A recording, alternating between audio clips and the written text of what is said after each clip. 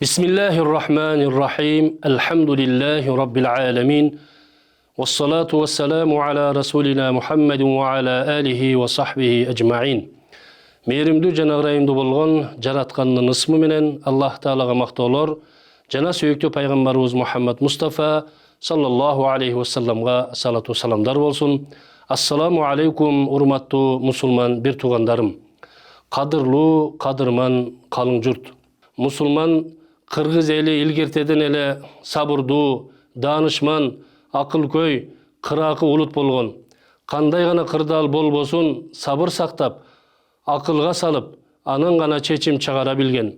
Улутубуздун бүгүнкү күнгө чейин сак саламат жашап келе жатканына балким элибиздин ушул асыл сапаты себеп болгондур.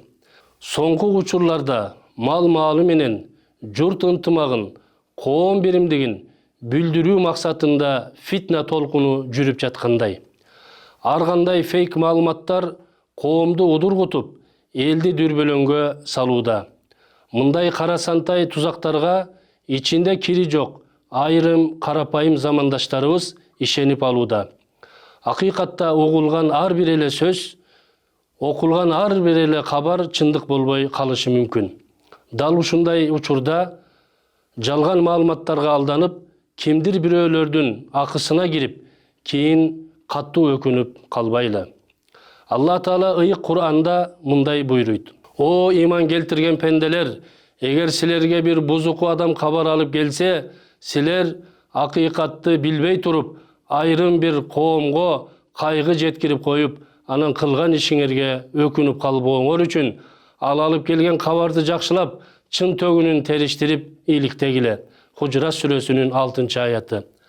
Тарыхка кайрыла турган болсок, ар кандай ушак айыңдардан, такталбаган кабарлардан кутумдар уюштурулуп, жаңжалдар чыгып, не бир сонун мыктылар ак жерден азап тарткан. Дал ошондой жалган кабарлардын айынан не бир сонун коомдор жапа чегип артка кеткен. Андыктан кадырман мусулман бир тууганым, урматтуу мекендешим, азыр тарап жаткан жалган кабарларга алданбайлы, фейк маалыматтарга ишенбейли, дароо кызуу кандуулук алдырып, кийин бармак тиштеп калбайлы. وَذَكِّرْ فَإِنَّ الذِّكْرَى تَنْفَعُ الْمُؤْمِنِينَ. Эскерткин, эскертүү ыймандууларга пайда берет. Az-Zariyat сүрөсүнүн 55-аятында Аллах Таала ушундай дейт: Бири-бирибизди жакшылыкка эскертип, жамандыктан, фитнадан, бүлгүндөн, дүрбөлөңдөн, жалган кабардан кайтаралы. Өзгөлөргө корал болуп калбайлы. Элдүүлүгүбүзгө, динибизге, мамлекеттүүлүгүбүзгө каршы салынган капкандарга түшпөйлү. Бөлүнүп жарылбайлы. وَاعْتَصِمُوا بِحَبْلِ اللَّهِ جَمِيعًا وَلَا تَفَرَّقُوا деген аятта баарыңар Алланын динин бекем кармангыла жана бөлүнүп жарылбагыла деп айткан. Ала тоодой мекенибиз, Кыргызстандай өлкөбүз бар. Улуулардын уңгулуу жолун улап, диний жана улуттук дөөлөттөрүбүздү бекем сактап, ынтымакта өмүр сүрүштү жаратканым жалпыбызга насип кылсын. Ассаламу алейкум ва рахматуллахи ва баракатуh.